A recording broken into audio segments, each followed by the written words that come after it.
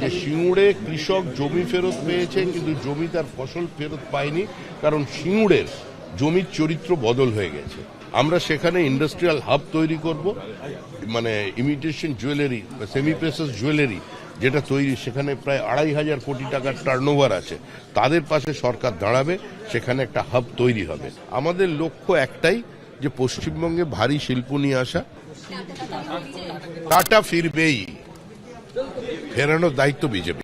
যে সিঙ্গুরে কৃষক জমি ফেরত পেয়েছে, কিন্তু জমি তার ফসল ফেরত পায়নি, কারণ সিঙ্গুরের জমির চরিত্র বদল হয়ে গেছে। আমরা সেখানে ইন্ডাস্ট্রিয়াল হাব তৈরি করব, মানে imitation jewellery, semi process jewellery যেটা তৈরি, সেখানে প্রায় 2,500 কোটি টাকার টার্নওভার আছে। তাদের পাশে সরকার দাঁড়াবে, সেখানে একটা হাব তৈরি হবে। আমাদের লক্ষ্য একটাই, যে পশ্চিমবঙ্গে ভারী শিল্প নিয়ে আসা। টাটা ফিরবেই, ফেরানোর দায়িত্ব বিজেপির।